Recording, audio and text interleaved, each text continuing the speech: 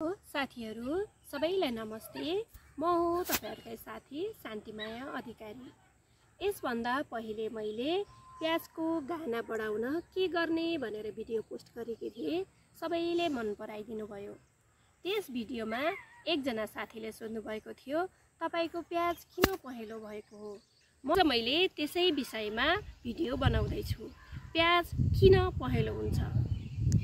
हजुरहरूले देख्न सक्नुहुन्छ यी प्याजका पातका टुप्पाहरू पहेँलो हुँदैछन्। सर्वप्रथम त हजुरहरूले यो प्याजको पातहरूको टुप्पा पहेँलो देख्नुभयो भने टाढाबाट नै आफ्नो बारी हेरेर झट्ट बिसादी किन्न नजानु होला। पहिले त आफ्नो बारीमा आएर प्याज किन पहेँलो भएको छ भनेर राम्रोसँग अवलोकन गर्नुहोला। प्याज पहेँलो हुनुमा धेरै कारण हुन सक्छन्। प्याज प्रशस्त पानी चाहिने बिरुवा हो। यदि बारीमा तपाईको चिस्यान धेरै कम भयो भने पनि प्याज पहेँलो भएको हुन सक्छ। कहिलेकाहीँ बारीमा हामीले धेरै पानी चाहिन्छ भनेर बारम्बार पानी राखिरहँदाखेरि धेरै पानी भएर पनि प्याजका पातहरू पहेँलिने सम्भावना बढी हुन्छ।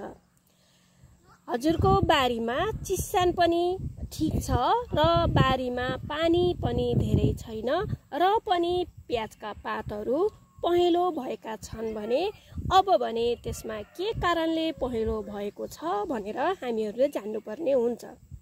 साथीहरू, प्याज पहेँलो हुने धेरै कारणले हुन्छ। त्यसमध्ये एउटा कारण हो थ्रिप्स। आज मैले थ्रिप्स कसरी देख्ने, थ्रिप्सले कसरी असर गरिरहेको हुन्छ, थ्रिप्स कन्ट्रोल गर्नलाई के गर्ने भन्ने विषयमा भिडियो बनाउँदैछु। साथीहरू, यो थ्रिप्स खास गरी जब हाम्रो जाडो महिना सिद्धिएर बिस्तारै पृथ्वीमा तापक्रम वृद्धि हुन थाल्दछ तब यी थ्रिप्सको आक्रमण पनि बढ्ने गर्दछ। हामीले आज यस प्याजमा थ्रिप्स खोज्दैछौँ। हजुरहरूलाई पनि मैले थ्रिप्स कहाँ बस्छ भनेर देखाउँदैछु। साथीहरू, थ्रिप्सले जहिले पनि यो पातहरूमा रस चुसेर आक्रमण गर्दछ। थ्रिप्स धेरै लाग्यो भने यी पातहरू बिस्तारै पहेँलो हुँदै जान्छन्। हामीले थ्रिप्स देख्नको लागि प्याजमा थ्रिप्स छ कि छैन भनेर जान्नको लागि जहिले पनि आफ्नो बोटको यो कलिला पातहरूको भित्र खोलेर हेर्नुपर्छ। यहाँ देख्न सक्नुहुन्छ प्रशस्त मात्रामा थ्रिप्स छन्। यी मसिना यीहरू, यी सबै किराहरू थ्रिप्स हुन्।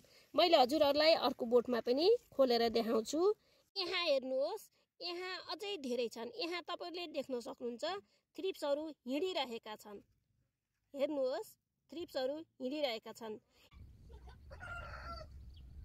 यदि हजुरहरू थ्रिप्स नियन्त्रण गर्नको लागि रासायनिक विषादी प्रयोग गर्नुहुन्छ भने बजारमा इमिडाक्लोप्रिड भन्ने विषादी पाइन्छ। यो गेडा फर्ममा पनि हुन्छ र झोल फर्ममा पनि हुन्छ। हजुरले ल्याउने विषादी कस्तो खालको एग्रोभेटमा सोधेर त्यो कति मात्रामा हाल्नुपर्छ भनेर बुझेर मात्रै ल्याउनु होला। मैले आज यो एङ्कर नामको विषादी प्रयोग गर्दैछु। यसमा 17.8% रासायनिक तत्त्व छ। यो विषादी 1 लिटर पानीमा 1.5 देखि 2 ml प्रयोग गर्न सकिन्छ। यदि हजुरको प्याजको बिरुवा अलिकति करिलो अवस्थामा छ भने 1.5 ml प्रयोग गर्ने, अलिकति दिन खाइसकेको छ भने 2 ml प्रयोग गर्न सकिन्छ। साथीहरू, आज मैले बताएको भिडियो अवश्य पनि हजुरहरूलाई मन पर्यो होला। यति भन्दै आजलाई बिदा हुन्छु। जय कृषि।